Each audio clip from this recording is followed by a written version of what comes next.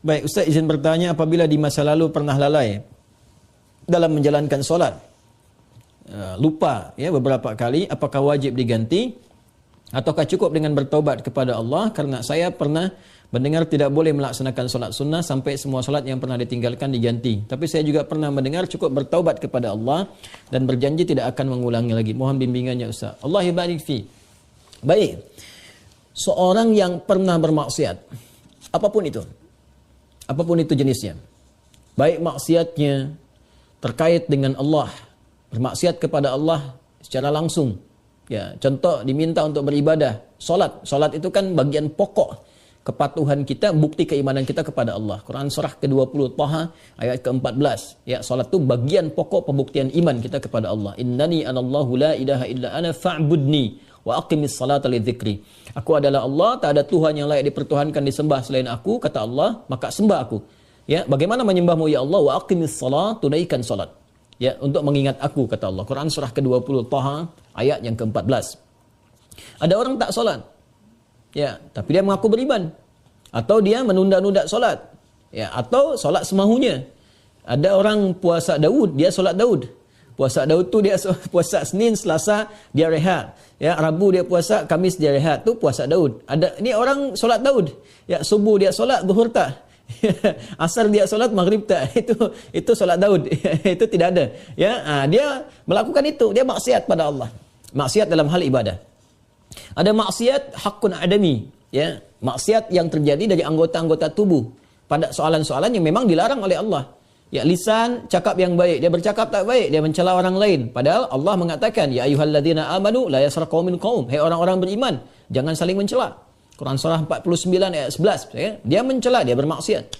Semua jenis maksiat ni, baik terkait hubungan dengan Allah ibadah atau terkait dengan interaksi sosial dalam kemanusiaan, muamalah, itu cara mengobatinya untuk kembali pada jalur yang benar. Cara pertama adalah dengan bertaubat.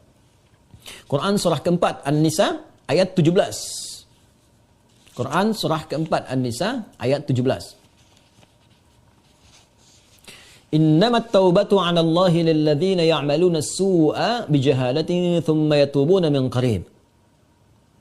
Sungguh taubat yang diterima oleh Allah itu subhanahu wa ta'ala, taubat yang diterima oleh Allah itu subhanahu wa ta'ala adalah taubat dari perbuatan buruk, su'. Ya, perbuatan buruk, su' itu perbuatan yang menyalahi ketentuan Allah. Ya, diminta memandang yang baik, dia pandang yang tak baik. Diminta solat, dia tak solat. Itu perbuatan buruk. Dan sumbernya dari nafsu yang digoda oleh setan. Jadi perbuatan su' itu sumbernya dari nafsu yang diprovokasi oleh setan, digoda oleh setan, dikuasai oleh setan. Itu ada di Quran surah ke-12 Yusuf ayat 53. Wa ma ubarri'un nafsi innan nafsa la'ammaratun bis-su' illa ma rahima rabbi. Kita tak mampu menganggap diri kita suci karena ada nafsu yang masih diprovokasi, digoda oleh setan. Orang yang mengikuti godaan-godaan setan itu, was-was setan itu, maka nanti jiwanya akan mengikuti perintah setan, mengajak pada keburukan. Itu yang disebut dengan ammarah bisu namanya. Ya, mata melihat yang buruk, su. Lisan cakap yang buruk, su. Telinga dengar yang buruk, su. Jamak dari su, sayyiat namanya. Bila banyak dikerjakan sayyiat. Allah itu punya sifat Rahman, punya sifat Rahim, yang tidak menginginkan hambanya pulang membawa maksiat. Kamu ini lahir bersih, bersih keadaannya, tampilannya bersih, tak ada dosa, tak ada keburukan, tak ada kotoran. Kenapa pulang kepada Allah jadi kotor? Kerana itu Allah tak berkehendak. Allah tidak berkehendak bila ada hamba satu pun pulang kepada Allah dalam keadaan maksiat, dalam keadaan kotor. Maka sepanjang dia hidup diberikan kesempatan untuk taubat. Taubat ini nanti yang berpeluang membersihkan kembali kotoran-kotoran dosa dan menyucikan jiwa-jiwa yang penuh dengan dosa-dosa. Ini taubat namanya. Nah, taubat itu nanti ada 3 turunan hukumnya. Ada 3. 1, mengakui kesalahan. Salah ini. Jadi kalau kita sadar, ya pernah salah, itu sudah sepertiga taubat. Dan itu mahal sekali. Hidayah Allah mahal sekali. Itu yang tak dipunyai oleh syaitan. Syaitan itu tak punya itu. Ya, karena sifat sombong, dia tahu Allah itu penerima taubat, tapi tak mahu taubat. Ketika diminta oleh Allah itu untuk taubat, diberikan isyarat tu, dikonfirmasi, ditanya, "Ma mana'aka alla tasjud?" Ya, ma mana'aka alla tasjuda id amartuk. Kenapa kau tak mau sujud ketika aku perintahkan? Itu kan isyarat taubat. Ya, Quran surah ke-7 ayat 12. Ya, tapi dia tak mau taubat. Ya, tak mau taubat. Dia menjawab, ana khairum minhu, khalaqtani min narin wa khalaqtahu min tin. Aku lebih hebat. Nah, itu bahaya. Kesombongan itu bisa menutup seseorang untuk bertaubat kepada Allah. Itu bahaya sekali. Karena itu Allah mengharamkan kesombongan. Ya, karena sayangnya kepada hamba diharamkan kesombongan supaya masih berpeluang untuk taubat. Itu bezanya syaitan dengan manusia. Ingat ya? Manusia salah karena ada nafsu, tapi manusia taubat. Adam manusia diberi contoh oleh Allah, ya, supaya bisa diteruskan pada anak cucunya. Diberi contoh, Adam keliru. Lalu kemudian diberikan jalan taubat. Al-Baqarah ayat 37. Fatalaqqa Adamu min rabbih kalimatin fataba alaihi. Adam menerima talaqi ayat-ayat taubat. Ya, dia memohon kepada Allah, Rabbana zalamna anfusana wa illam taghfir lana wa tarhamna lanakunanna minal khasirin. Taubat, dia diterima taubatnya. Syaitan salah, diberi kesempatan taubat, dia tak taubat. Ya, jadi jangan ikuti jejak syaitan. Wala tattabi'u khutuwatis syaitan. Quran surah kedua ayat 168. Jangan ikuti langkah syaitan. Kita beza dengan syaitan, kita beda dengan syaitan. Manusia salah, manusia taubat. Syaitan salah, syaitan tak kenal taubat. Jadi kalau ada manusia bersalah, pernah berbuat salah, tak mau dia taubat, itu patut diduga. Boleh jadi sedang dikuasai oleh syaitan. Nah, jadi kalau ada pertanyaan, itu pertanyaan fitrah. Ya, saya pernah salah. Itu selalu ada fitrah itu. Ya, dua anak Adam yang pernah salah satunya bermaksiat itu dan berkehendak untuk membunuh Adam, membunuh anak Adam salah satunya. Ada kisah dua anak Adam itu di surah Al-Maidah, ya, ayat 27 itu, ya, sampai dengan 30, ya. Watlu alaihim bil haqqi watlu alaihim naba ibn adam bil haqqi id qaraba qurbanan fataqabbala min ahadihima wa lam yutaqabbal min al-akhar. Muhammad SAW kisahkan, bacakan kepada umatmu, ya, tentang kisah dua anak Adam yang diperintahkan untuk berkorban. Yang satu berkorban baik, yang satu tidak. Ya, maka yang satu diterima, yang satu tidak. Maka yang kecewa ini dia merasa cemburu, ingin membunuh. Nah, ketika akan membunuh ini fatawat nafsu lahu nafsuhu, fatawat tawa itu artinya naik turun. Ya, jadi enggak ya, lakukan tidak ya. Nah, itu di fitrah kita itu selalu ada bagian fitrah yang mencegah berbuat maksiat.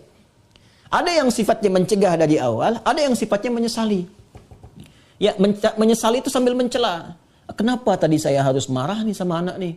Kenapa tadi saya harus mencela dia? Kenapa tadi harus saya cemberut? Kenapa tadi saya harus berkata yang kasar? Padahal saya bisa berkata yang lembut. Nah, itu ada penyesalan yang kedua sambil mencela diri. Nah, bagian yang kedua ini setelah tak mampu mencegah, dia menyesali, disebut lawam namanya. Sifatnya lawamah.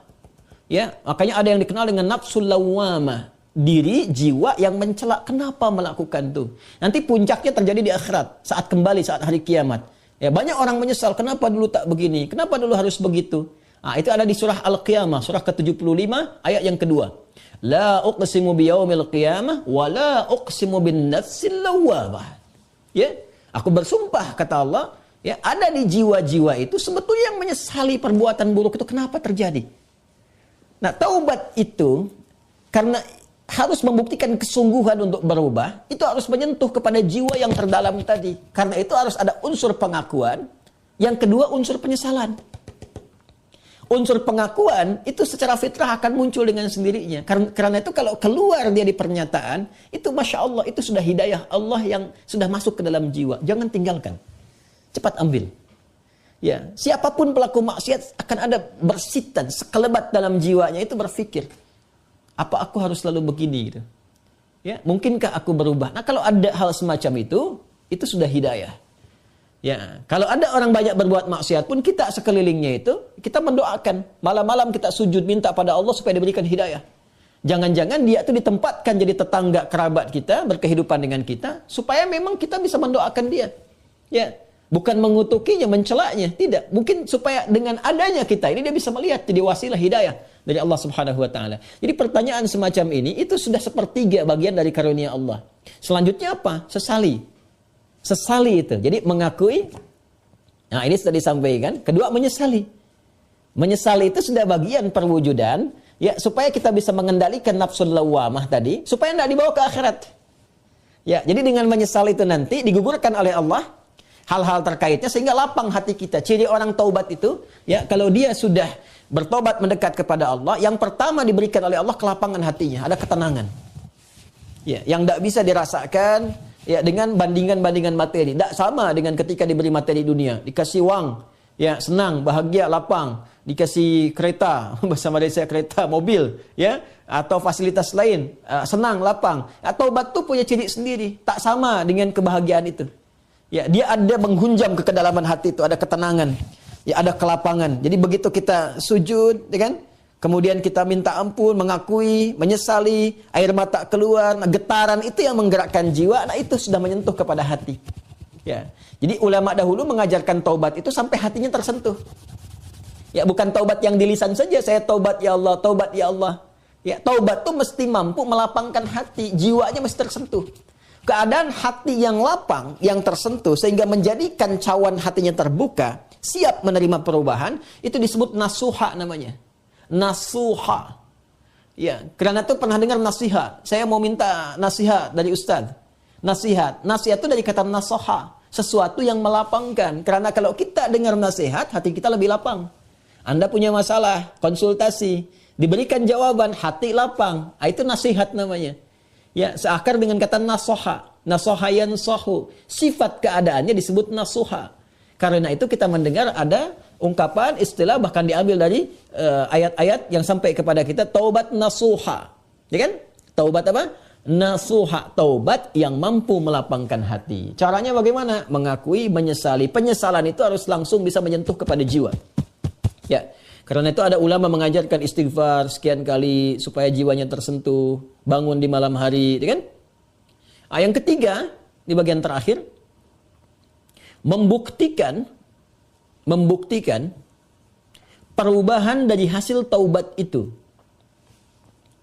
Membuktikan perubahan dari hasil taubat itu dengan beramal soleh. Dengan beramal soleh. Jadi kalau saya bisa ilustrasikan seperti ini. Bismillah. Ini salah. Perbuatannya disebut dengan su. Ya, dengan segala turunannya. Mata salah, telinga salah, lisan salah sampai ke kaki, itu perbuatan su. Jamaknya sayyiat. Ya, tadi Quran surah ke-4 An-Nisa ayat 17 yang menggunakan su, 18-nya sayyiat. Ayat 17, innamat taubatu 'ala Allahi lilladzina ya'maluna su'a bijahalatin. Ayat 18-nya, wa laysatit taubatu lilladzina ya'maluna sayyiat. Ya, dan seterusnya ayat. Ini yang jelek, saya silang. Lawan dari ini namanya salih. Jamaknya salihat. Wal 'asr innal insana lafi khusr illa alladhina amanu wa 'amilus salihat. Ya, man amana wa 'amila amalan salihah. Ini tunggal, ini bentuk jamaknya.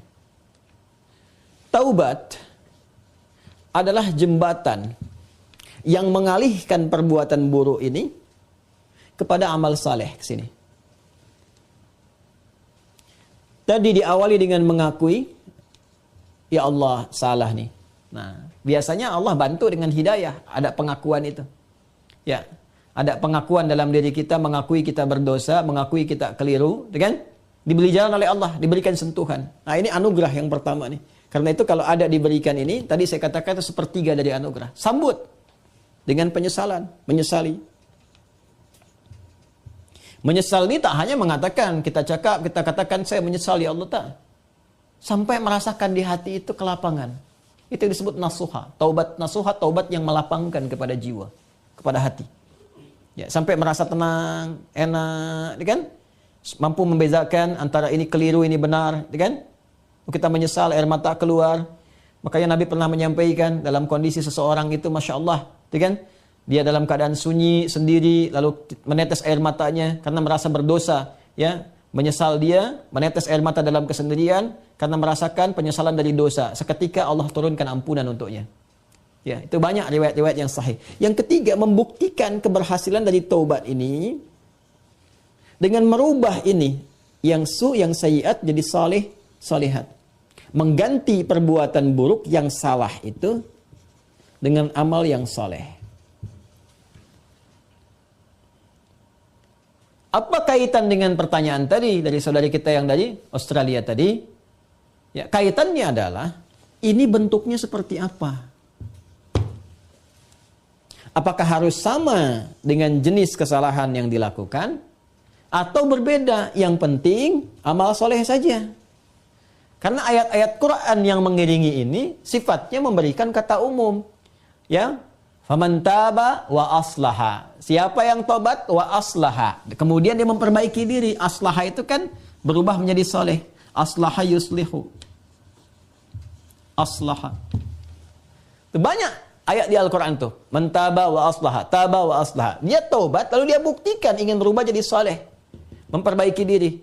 Ya, karena katanya masih umum sifatnya, karena itu terbuka untuk bisa mengerjakan berbagai hal. Yang penting ada pembuktian. Jadi yang dituntut dari taubat itu sifatnya pembuktian saya berubah. Ya, pembuktian saya berubah. Itu intinya.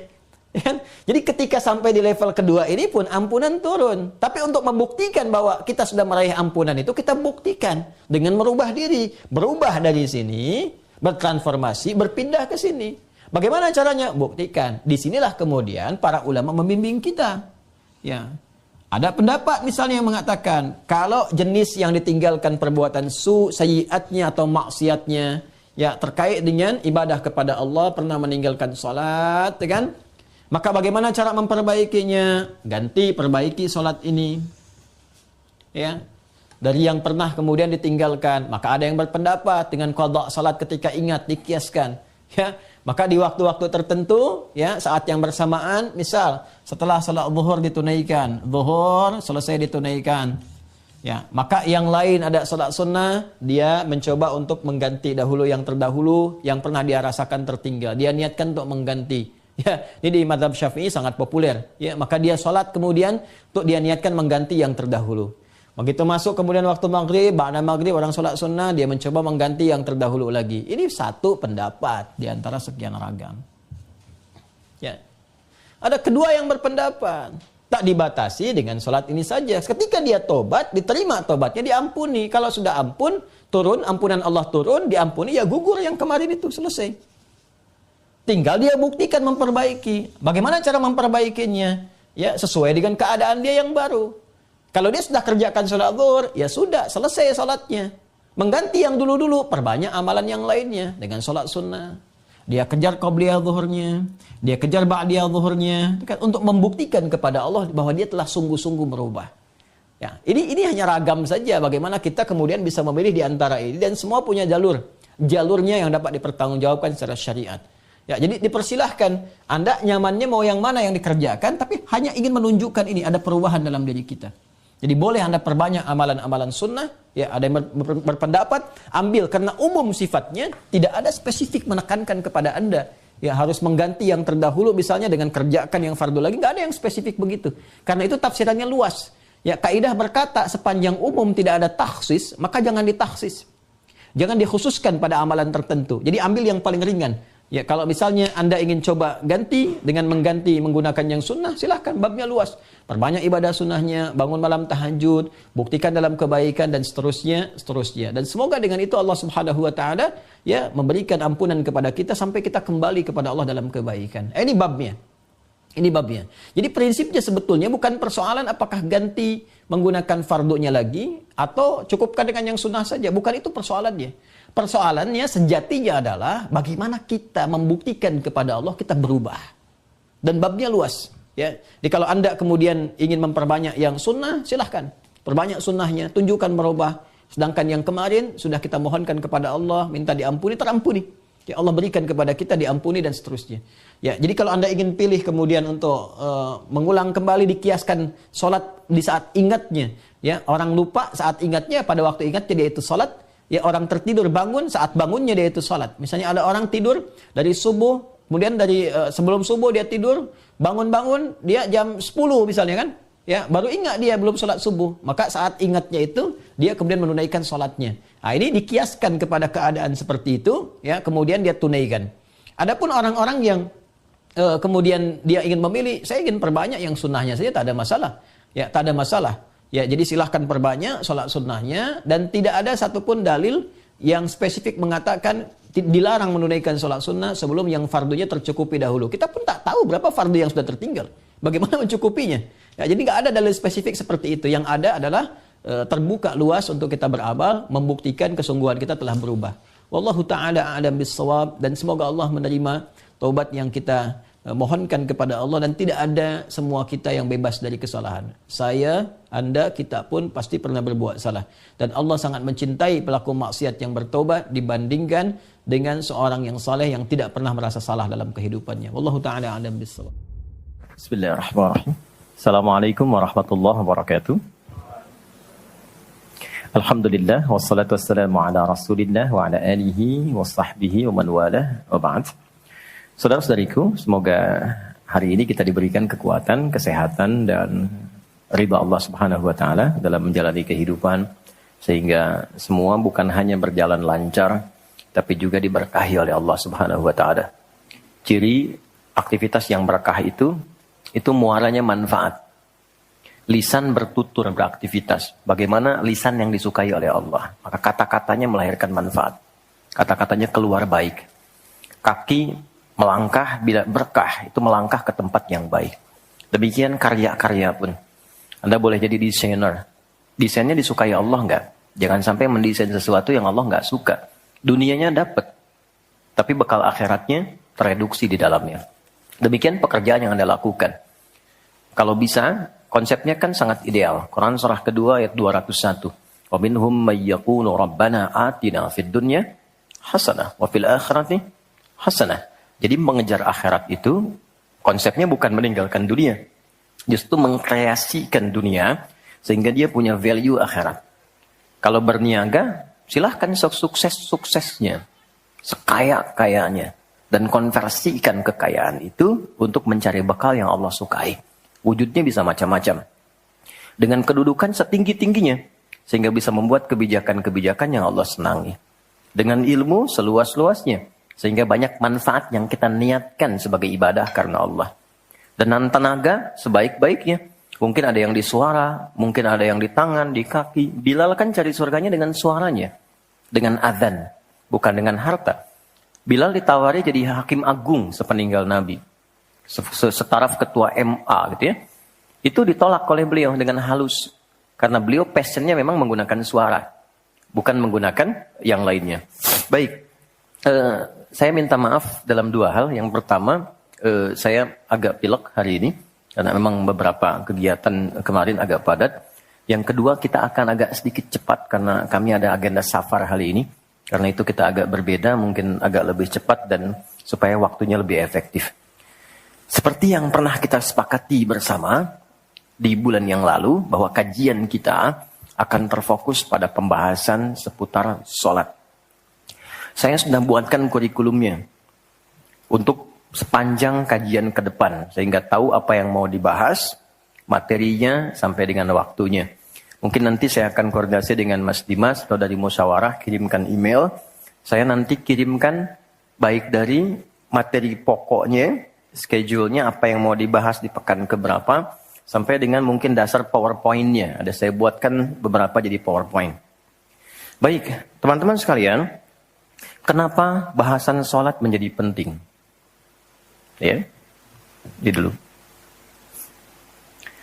Dan menjadi bagian yang paling mendapatkan perhatian tinggi dalam Islam, baik di Al-Quran ataupun di hadis-hadis Nabi Sallallahu Alaihi Wasallam. Semua Nabi itu menerima wahyunya di bumi. Rata-rata semua di bumi. Musa yang viral di Bukit Tur Sina, kan? Kemudian Isa alaihissalam di dekat pohon tin zaitun, wilayah Palestina. Demikian Nabi Daud dan seterusnya. Tapi untuk mendapatkan satu ibadah berupa salat khusus bagi Nabi Muhammad SAW, tempatnya spesial. Inda sidratil muntaha, indaha jannatul ma'wa. Nerimanya langsung di dekat surga, di sidratil muntaha. Itu kan oleh-oleh yang Isra Mi'raj itu kan, mendapatkan salat. Kalau Anda mau lacak referensinya, bisa ditemukan di hadis Muslim tentang peristiwa ini, yang akhirnya mendapatkan salat. Subtopik yang nomor 1, kitab pertama, Kitabul Iman.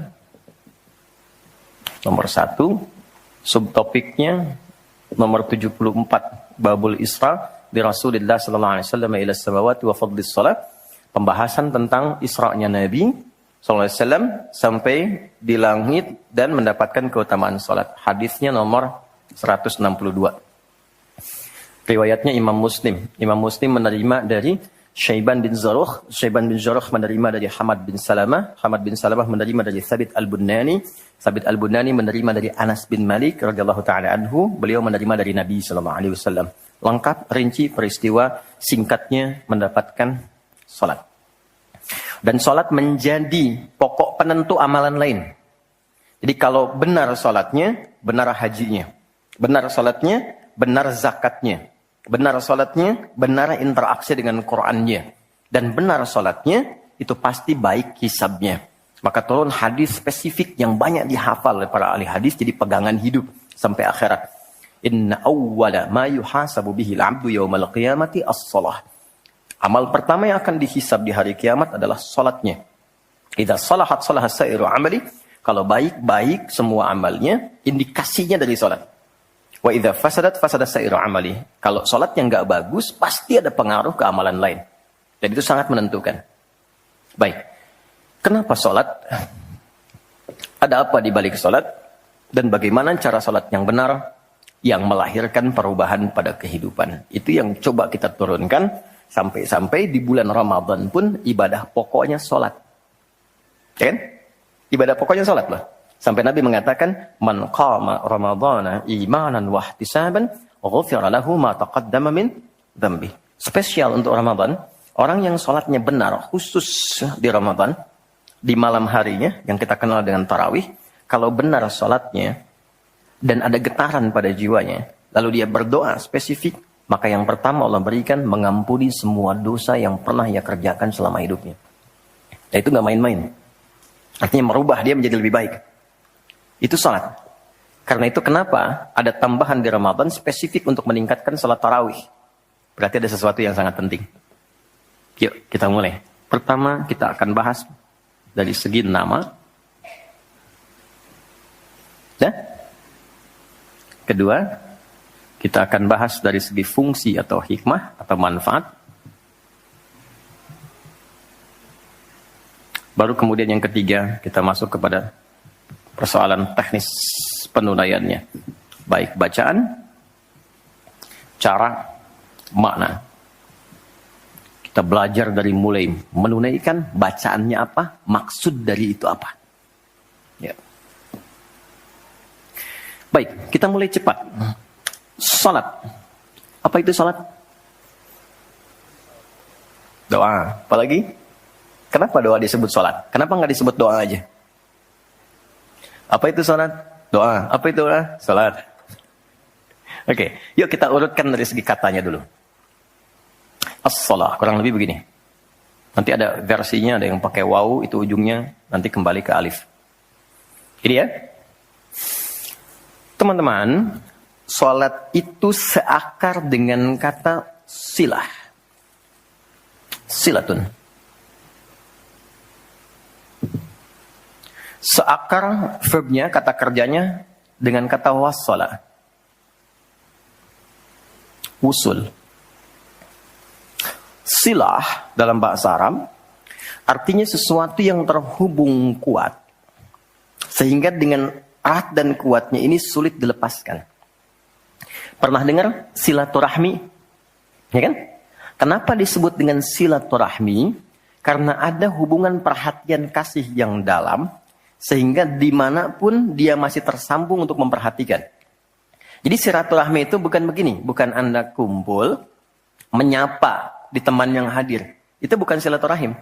Anda menyapa orangnya ada, wajar, orangnya masih ada. Tapi ketika Anda pulang, Anda mendoakan dan support pada kebaikan, itulah silah namanya. Nah, hubungan yang melatih kita supaya terus terhubung dengan Allah, sehingga tak terpisahkan pengawasan Allah kepada kita, perlindungan Allah kepada kita, pemberian Allah kepada kita di setiap waktu dan tempat dimanapun, itu dinamakan dengan sholat namanya. Karena itu, ciri keberhasilan orang yang sholat yang pertama kali dapatkan adanya konektivitas dengan Allah. Sampai dia koneksinya ke Allah. Karena itu disebut wusul. Kenapa secara fikih dinamakan dengan doa? Karena saat berdoa kan terkoneksi dengan Allah. Ya kan? Nah, doa yang terkoneksi secara formal kepada Allah itu disebut dengan sholat. Quran surah keempat. Dalilnya An-Nisa ayat 103. Quran surah 4 ayat 103. Paling kanan agak sedikit ke atas tuh di mushaf standar. Fa'idha qadaytumus sholata. Maka jika Anda telah tuntas mengerjakan sholat, fadhkurullaha. Maka cirinya, dia akan cepat terkoneksi kepada Allah. Itu pengertian hikmahnya. Kalau pengertian fikihnya, habis sholat cepat zikir. Zikir itu artinya terkoneksi, nyambung. Kenapa setelah sholat ada zikir lagi yang menyambungkan? Karena ada orang yang sejak saat sholat belum nyambung dengan Allah. Itulah sebabnya nanti kita akan belajar. Masih merasakan nggak? Pernah nggak begini? Sebelum sholat mau fokus nih. Tapi begitu takbir, Allahu Akbar. Yang akbar di lisan Allah. Tapi yang akbar di pikiran, project. Ya, status belum diupdate. Nyimpan sendal di mana? Jemuran belum diangkat. Ya kan? Ya, pernah nggak suasana itu hadir? Nah kan? Nanti kita akan belajar. Nah, kalau akumulasi semua ingatan itu mengganggu khusyuk kita sehingga kadar khusyuknya kecil dan belum terkoneksi dengan Allah setelah sholat, maka coba zikir sampai nyambung. Idealnya ketika sholat selesai, itu punya konektivitas dengan Allah nyambung. Ingat Allah. Qiyaman. Baru dia berdiri jalan sudah ingat Allah. Makanya kalau ada orang keluar dari masjid dan dia nyambung dengan Allah, itu mustahil tertukar sendal. Oke? Karena saat dia pakai, dia merasa diawasi Allah. Ya Allah salah, bukan punya saya. Yang saya yang itu rupanya dia pakai, padahal dia ke masjid nggak pakai sendal. Memang ada yang salah dengan sholatnya. Oke? Balik ke sini. Maka kalau dia berjalan jalannya baik, kalau dia duduk bekerjanya baik, gak mungkin maksiat, gak mungkin menyentuh yang salah karena saat dia menyentuh dia merasa dilihat Allah. Itu yang disebut dengan ihsan namanya. Di orang yang punya koneksi dengan Allahnya kuat, itu akan mudah menjalani kehidupan. Anda punya koneksi dengan teman-teman yang punya kedudukan tertentu, aksesnya mudah kan? Anda punya koneksi dengan Allah, apa yang sulit bagi Allah? Masalah dikecilin, bukan gak dapat masalah. Masalahnya sama, bagi orang lain besar, bagi si fulan kok ringan. Karena sebelum mendapatinya, akses dia ke Allah tinggi, Allah ringankan untuk diterima di hatinya. Dilapangkan hatinya sebelum menerima persoalannya. Jadi ketika menerima persoalan, dia tinggal senyum aja, selesai. Macet, yang lain gelisah. Alhamdulillah macet.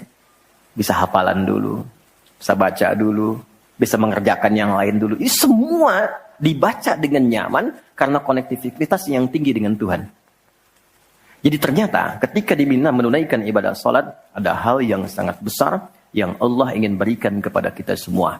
Saya ingin tanya teman-teman, berapa waktu yang Allah mintakan kepada kita untuk menunaikan salat?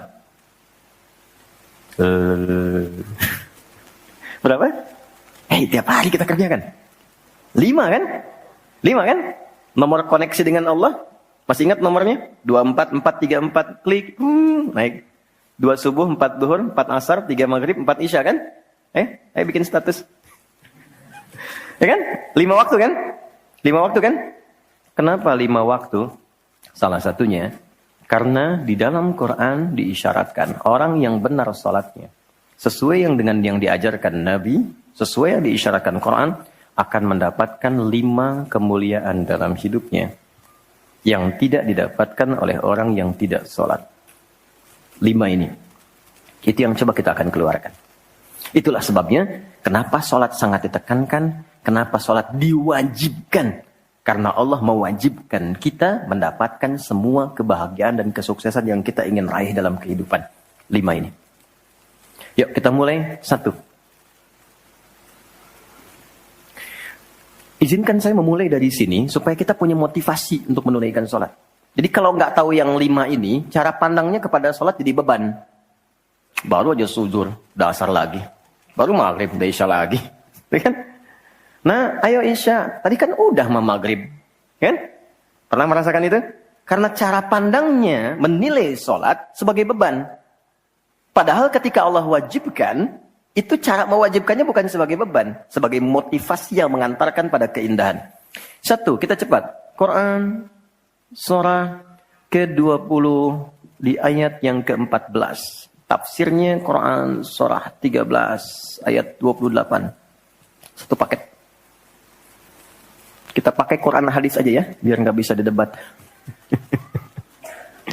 Oke, Quran surah ke-20 ayat 14.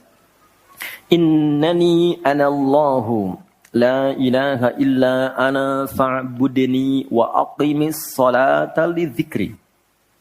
Sayalah Allah, kata Allah. La ilaha illa ana. Gak ada Tuhan yang layak dipertuhankan kecuali saya. Ini kalau kita belajar ngaji tentang tauhid, ya, belajar mengaji tentang dasar keyakinan, akidah. Ini ayat yang paling real, yang paling mudah dipahami, yang paling kuat pengakuannya. Saya coba mengumpulkan koleksi beberapa kitab-kitab yang disucikan. Saya kumpulkan. Nggak ada satupun kecuali di Quran yang tegas mengatakan, Tuhannya langsung mengatakan. Tidak mewakili perwakilan. Sayalah Allah. Satu-satunya yang dipertuhankan, sembah saya. Coba di Quran. Kita simpan ini dalam bab tauhid. Sekarang kita teruskan. Bagaimana cara menyembahmu ya Allah? Fa'budni wa aqimis sholata lidzikri. Tunaikan sholat. Ya, sebagai pembuktian penyembahan kepadaku. Lidzikri, untuk mengoneksikan dirimu denganku. Satu, sholat adalah pembuktian sebagai hamba. Pembuktian iman. Pelan-pelan. Yang pertama,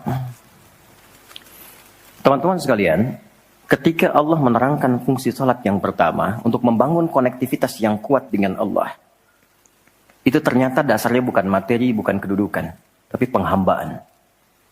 Supaya engkau membuktikan diri engkau itu hambaku, sembahku, lewat sholat.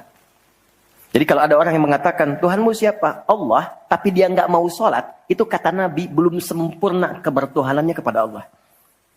Ya, al-farqu bainal mu'min wal kafir, tarku sholat, kata Nabi.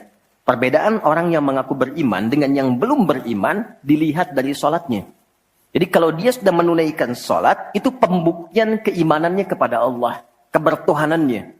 Jadi kalau ada orang mengaku muslim, dia belum menunaikan sholat, maka dipertanyakan keimanannya. Karena itulah kemudian, kata sholat disebut juga di Al-Quran dengan kata iman. Buka Quran surah kedua, ayat 143. Lihat di pertengahan. Wa ma kana Allahu liyudhi'a imanakum. Jika ada hamba siapapun menunaikan salat, aku enggak akan sia-siakan salat yang dilakukan dengan imannya itu. Maksudnya apa? Akan dibalas, diberikan perhatian sesuai dengan kadar salatnya. Disebut dengan iman. Dan yang paling dahsyat, ketika seseorang salat menghamba, kan gerakannya ruku, sujud, menghamba kan? Maka naik statusnya dari sekedar manusia biasa menjadi abdun. Teman-teman, ini rahasia besarnya. Perintahnya, fa'budni, yang kita baca, iyyaka na'budu, asal katanya dari kata abada, orangnya abdun, jamannya ibad. Dan tidak pernah disebutkan dalam Quran kata abdun, kecuali untuk mengangkat derajat hamba di hadapan Allah. Contoh. Nabi Muhammad ketika peristiwa Isra dan Mi'raj dipanggilnya dengan nama apa?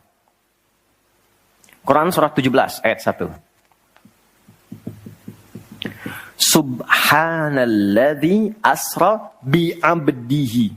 Tidak disebut nabi, tidak disebut rasul, tapi abdun.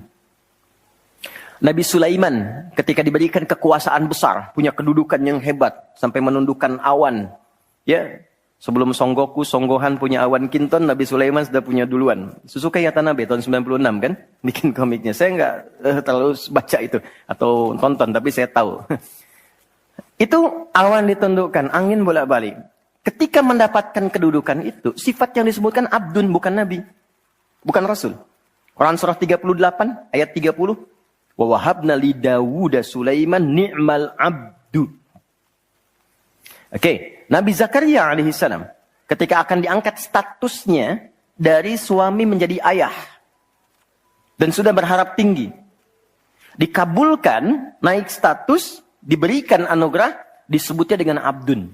Quran surah 19 di ayat yang kedua. Zikra rahmati rabbika abdahu Zakaria.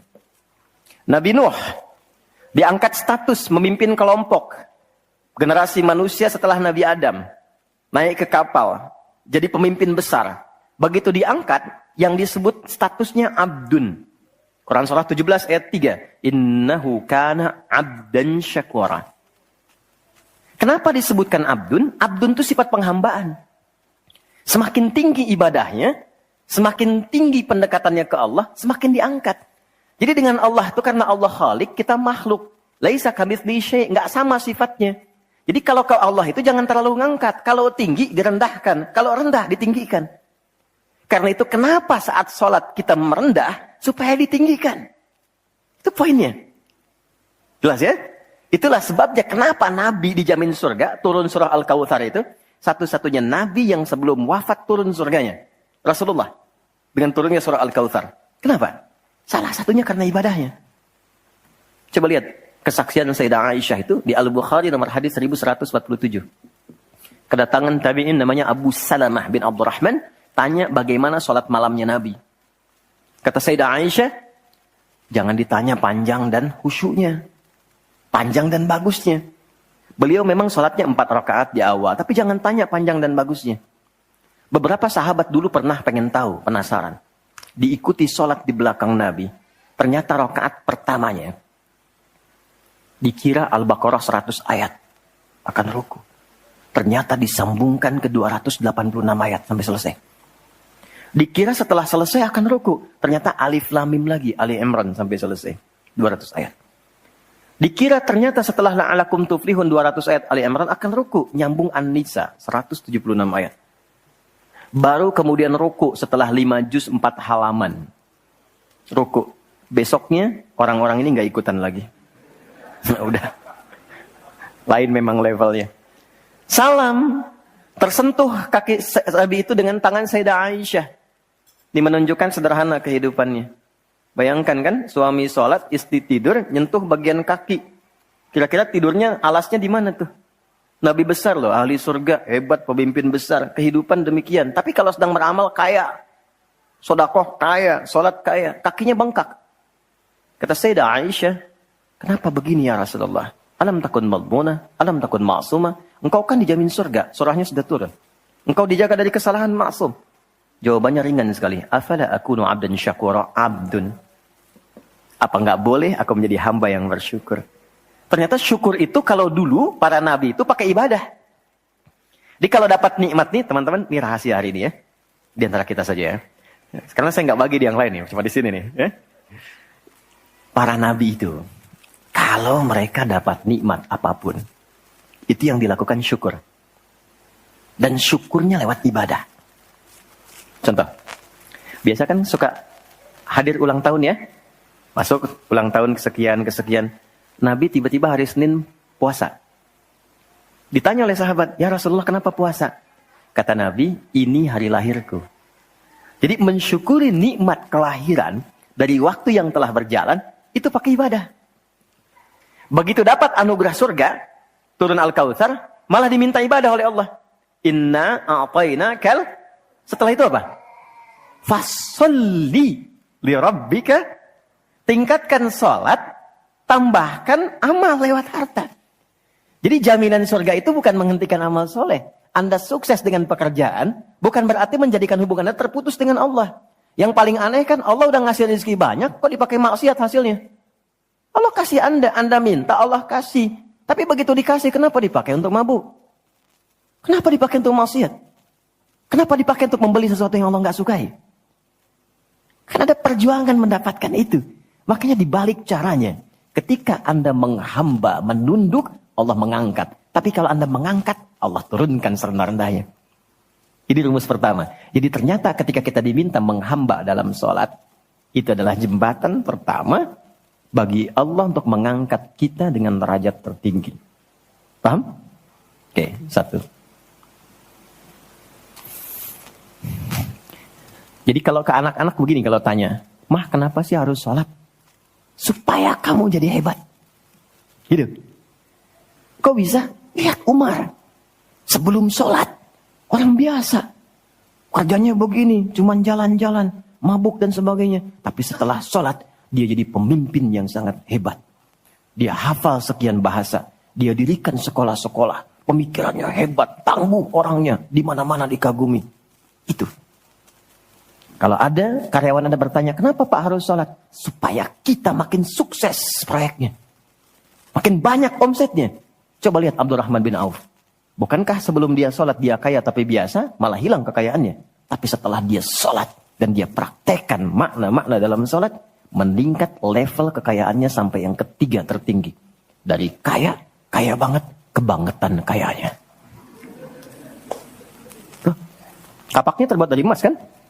Abdurrahman bin Auf. Itu setelah sholat. Itu viral sekali kisahnya. Ya, jadi ini bagian pertama. Jadi ketika ada panggilan hayya 'alas shalah, atas sejak Allahu Akbar, rasakan panggilan itu ingin mengangkat derajat kita. Jadi kalau panggilan sholat itu dipahami sebagai hanya tuntutan ibadah, nanti jadi beban. Allahu Akbar, si ngantuk ya Allah. Tapi ketika Anda sudah merencanakan, kan malamnya kita bikin kurikulum, kan kegiatan kita tuh nyambung. Malamnya istighfar, menyiapkan kurikulum untuk besok. Istighfar itu mengoreksi yang belum bagus apa hari sebelumnya. Katanya pengen ke surga, surganya Firdaus, tapi sholatnya masih bolong-bolong. Baca Quran belum maksimal, sedekah belum ada. Kita koreksi besok direncanakan. Saya pengen sholat di tempat ini. Besoknya saya akan misalnya mengerjakan ini, capaiannya ini. Bikin kurikulum A sampai Z. Begitu kita bangun tidur, dipanggil. Allahu Akbar. Yang kita siapkan itu tadi, rencana. Dibawa menghadap Allah, minta kemudahan. Minta perlindungan, minta pengangkatan. Makanya kenapa sholatnya disebut subuh dari kata asbah. Sesuatu yang sudah siap dengan rencana. Wasubhi idza tanaffas. Quran surah 81 ayat 18. Di orang Islam itu bangun dari tidur, dia sudah punya rencana yang mau dia siapkan ke depan apa. Jadi nggak ada ceritanya ke depan bingung. Jam 7 mau kerjakan apa, 9 ada di mana. Rencana itu dibawa menghadap Allah. Dalam sholatlah kita mintakan kemudahan. Itulah pengantar, pengangkat derajat. Jadi ketika azan berbunyi kalimatnya Allahu Akbar. Ini peluang saya. Jelas? Halo, jelas? Alhamdulillah. 2, masih di sini. 2. Wa aqimis salata lidzikri, tunaikan salat untuk mengingatku. Apa manfaat zikir? Apa manfaat zikir? Kembali ke Quran surah 13 ayat 28. Ala bidzikrillahi tatmainnul qulub. Yakin, ala itu harful ikhbar wa taukid. Huruf yang berfungsi menginformasikan dan menegaskan. Kata Allah, yakinkan pada jiwamu. Semakin banyak engkau berzikir, dampaknya semakin tenang hatimu. Jadi kalau sedang gelisah, zikir. Bukan update status. Ingat ya? Karena mengupdate status, mencurahkan pada media sosial, tidak menghilangkan kegelisahan. Dan tidak menyelesaikan masalah. Bintaro macet ya. Apa dengan dibuat macet selesai? Tidak. Nggak nyangka ya dia seperti itu. Nyangka. Ketika ada orang mengatakan nggak nyangka, sedang nyangka dia tuh. Dan tidak selesai masalahnya. Apa kata Quran? Jika Anda sedang gelisah, optimalkan zikir. Apa itu zikir? Semua jenis kegiatan yang menyambungkan kita dengan Allah. Misal, doa. Doa itu di Quran disebut zikir. Quran surah 7 ayat 205. Wadhkur rabbaka fi nafsika tadarruan wa khifatan wa dunal jahri minal qaul. Kalau Anda sedang gelisah banyak persoalan, alih-alih mengeluh, angkat tanganmu minta kepadaku. Bukankah saat berdoa menjadi semakin tenang? Solusi belum datang, tapi hati lebih tenang kan? Dan jiwa yang tenang itu melahirkan pemikiran yang gemilang. Hasil yang cemerlang. Jadi begitu kita lebih tenang, lebih mudah menanti solusi. Anak belum pulang, doa. Besok ada ujian, doa. Ada proyek mau dilakukan, kita gelisah, doa. Itu fitrah. Quran itu disebut zikir. Quran surah ke-15 ayat 9. Inna nahnu nazzalna dzikra wa inna lahu lahafizun. Kalau sedang gelisah, masalahnya kompleks, ambil wudu, ambil mushaf, buka. Itu baru pegang mushaf, baru buka. Dampaknya ke hati itu kuat. Begitu Anda baca dengan suasana yang tenang, nyaman ke jiwa. Yang paling dahsyat kadang-kadang dibuka, mushafnya acak, keluar ayatnya sesuai dengan masalah kita. Tuh. Itu Quran. Ya. Apalagi kalimat thayyibah. Subhanallah, alhamdulillah, Allahu akbar, masya Allah, astagfirullah. Itu zikir. Quran surah 4 ayat 103. Fa idza qadaytumus salata fadhkurullaha. Makanya ketika Anda mendapatkan nikmat, alhamdulillah, hati lebih tenang. Tidak menggunakan nikmat dengan hal-hal yang tidak positif. Ada sesuatu, astagfirullah. Ada keluhan, ya Allah. Lebih tenang. Akumulasi semua bentuk zikir itu ada dalam salat. Di salat ada subhanallah? Ada. Ya. Di salat ada alhamdulillah? Ada. Di salat ada Allahu akbar?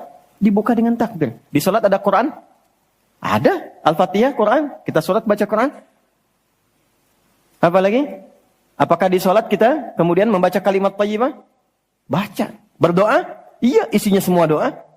Maka ketika semua jenis zikir dikumpulkan, itu berubah menjadi salat. Dan kalau satu zikir saja membuat tenang, apalagi sholat. Makanya sholat itu, jangankan ibadahnya, tempatnya saja bikin tenang. Coba teman-teman, ikhwan ya. Anda ada masalah nih di kantor, mampir ke masjid. Itu buka pintu masjid baru masuk, sudah tenang. Enak. Makanya saya sering katakan, sering share dengan beberapa kawan. Anda kalau sedang kerja, coba pulangnya jangan langsung ke rumah. Mampir ke masjid dulu. Yang terdekat ya dengan rumah. Yang terdekat. Mampir ke masjid, sholat 2 rakaat. Di situ sampaikan, ya Allah, aku telah berikhtiar seperti apa yang telah Engkau perintahkan. Dan aku bertawakal akan rezeki yang telah Engkau tetapkan. Itu begitu Anda selesai berdoa pulang, yang dibawa ke rumah aura masjid bukan aura kantor.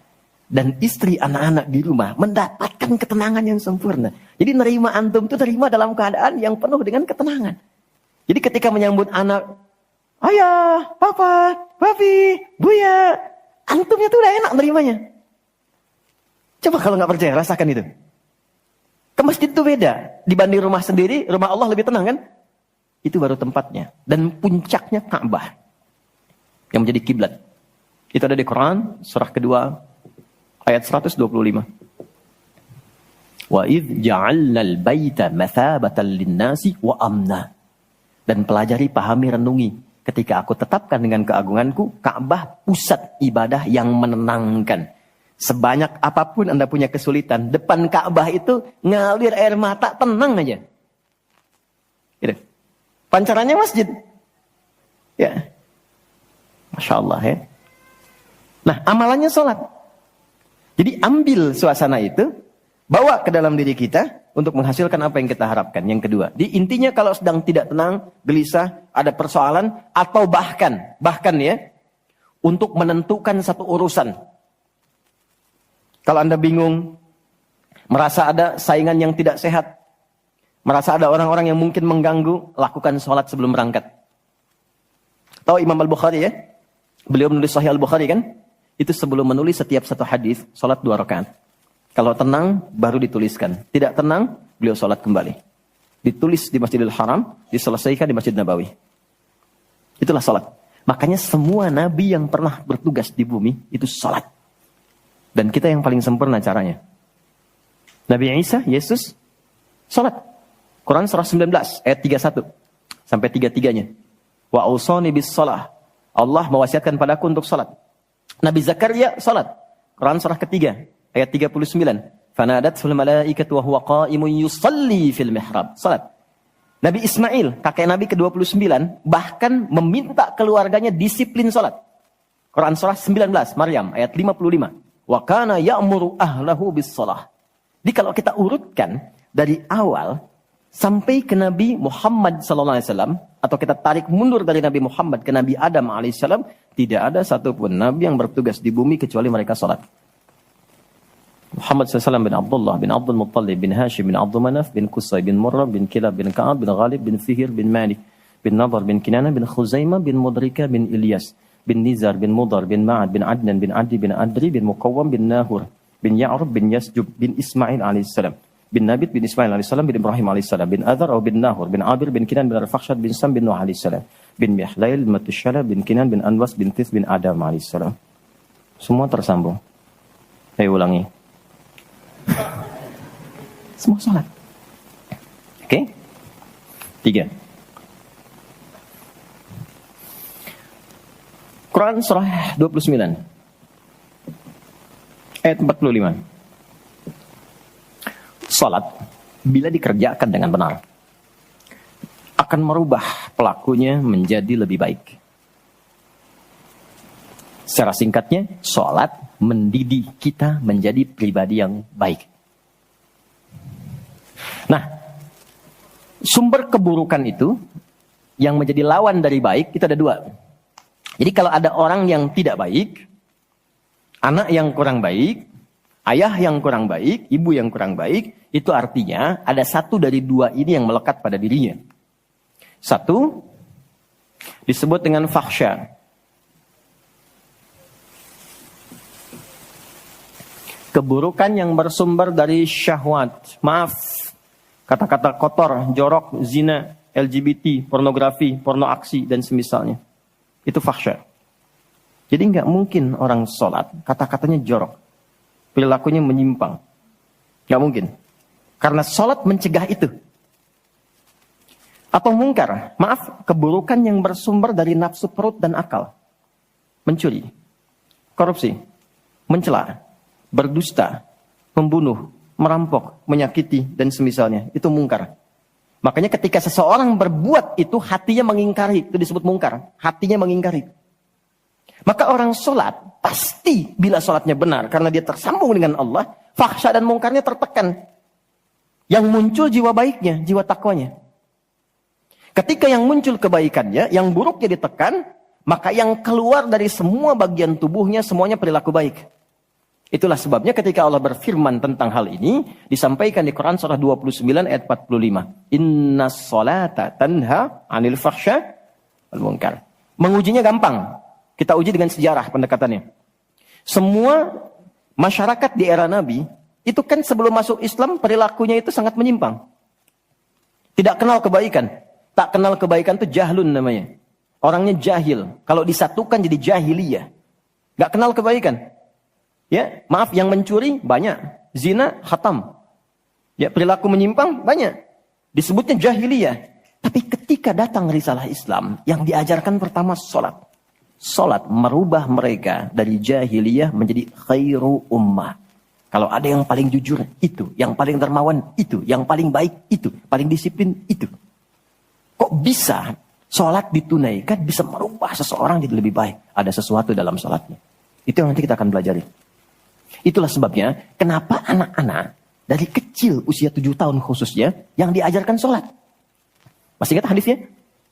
Ya, saat anak berusia 7 tahun ajarkan sholat. 10 tahun dia masih malas, beri pelajaran yang membuat dia mengerti.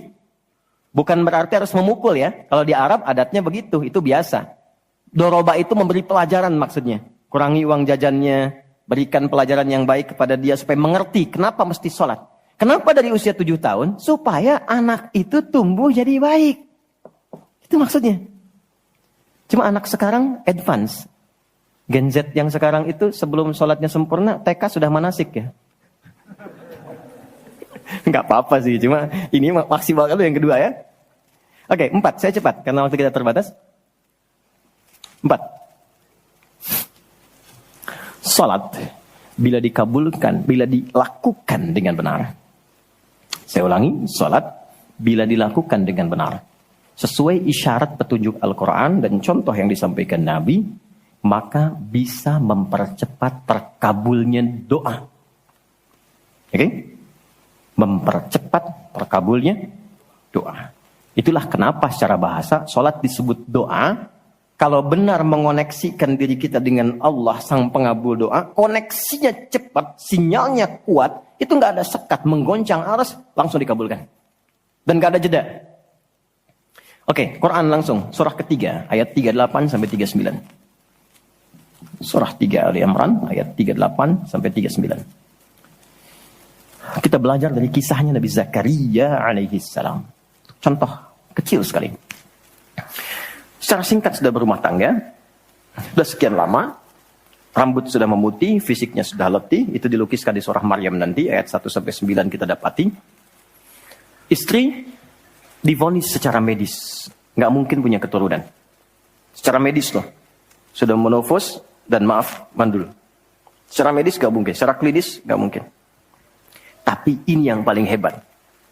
Jika manusia, catat ini baik-baik ya, jika manusia sudah menyimpulkan nggak bisa, itu tanda langsung dari Allah supaya menengadahkan permohonan langsung kepada Allah tanpa campur tangan makhluk. Karena Allah ingin mengabulkan apa yang Anda minta secara langsung, bukan lewat campur tangan makhluk. Baca itu. Dan pahami untuk tidak putus ikhtiar. Jadi kalau rahmat Allah itu jangan dibawa dengan putus asa. La taqnatu min rahmatillah. Jangan pernah putus asa. Jangan ada bahasa begini, ya nggak mungkin, ya nggak bisa. Jangan diambil. Begitu orang mengatakan nggak mungkin, itu tanda dari Allah. Allah ingin memberikan langsung tanpa campur tangan manusia. Maka apa yang dilakukan Nabi Zakaria? Beliau kemudian sholat di mihrabnya Maryam. Ini saya sedikit bahas tentang mihrab, sedikit saja. Quran surah 3 dulu, di ayat 37. Di paling kiri sebelah bawah, pojok di mushaf standar. Secara singkat saja, mihrab itu satu tempat yang fungsinya mempercepat terkabulnya doa dan mendatangkan rezeki dari sisi yang tidak diduga. Awas, kita bicara keimanan ya. Dan di situ dipertaruhkan. Mihrab ini tidak harus lebar dan luas. Sehamparan sejadah nggak ada masalah. Yang penting kita gunakan untuk ibadah saja. Di luar ibadah keluar. Itulah kenapa tempat imam disebut mihrab. Kenapa? Karena imam mewakili makmum untuk memohon kepada Allah dalam sholat berdoa. Makanya kualifikasi imam mesti khusus, bukan imam biasa. Baik. Kemudian, tidak harus di masjid, di rumah boleh dibikin. Maryam pernah dibuatkan mihrab. Saat beliau mengkhususkan diri ibadah, di situ apa yang terjadi? Fataqabbalaha rabbuha biqabulin hasanin wa ambataha nabatan hasanan wa kaffalaha Zakaria. Kullama dakhala 'alayha Zakaria al-mihrab wajada 'indaha rizqa. Qala ya Maryam anna laki hadha? Qalat huwa min 'indillah. Innallaha yarzuqu man yasha' bighairi hisab. Ini poinnya.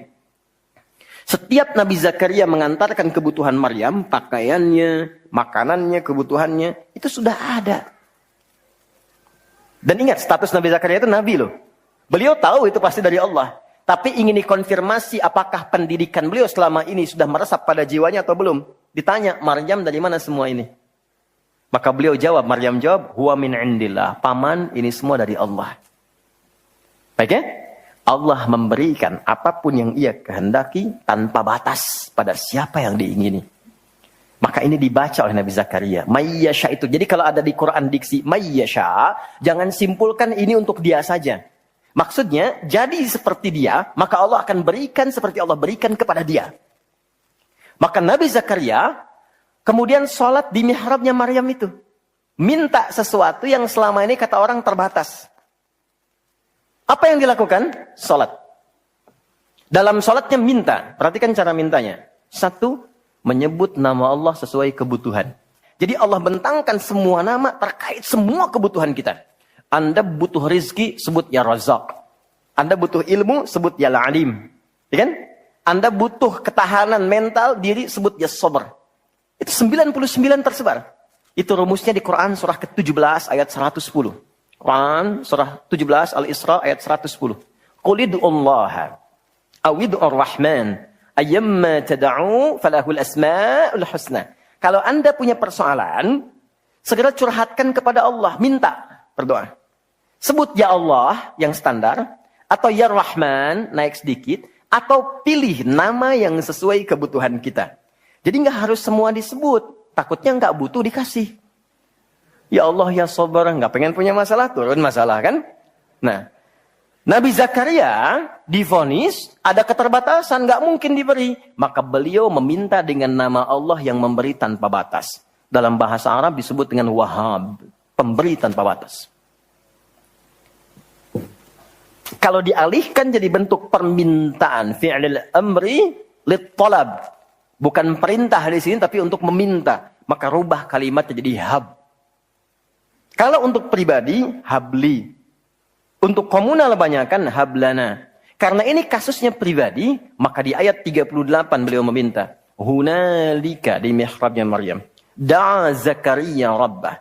Berdoalah Nabi Zakaria kepada Allah Rabbnya. Perhatikan. Qala Rabbi habli. Min ladunka dzurriyyatan thayyibah. Innaka sami'ud du'a. Ini fikih doa yang penting dipelajari. Ya Allah. Jadi kalau terjemah bebasnya begini. Mereka mengatakan, aku nggak mungkin punya keturunan. Maka aku memohon darimu saja yang tidak punya batas dalam pemberian. Mereka katakan aku nggak mungkin. Aku memohon kepadamu yang tidak punya batas dalam pemberian. Innaka sami'ud du'a. Sungguh engkau pasti mendengar doaku. Kalau kepada yang maha mendengar tidak terkabul juga, kepada siapa lagi aku mesti memohon? Terima kasih telah mengunjungi channel Barokah Ngaji. Nantikan ceramah-ceramah yang lainnya di kesempatan yang lain. Semoga bermanfaat. Wassalamualaikum warahmatullahi wabarakatuh.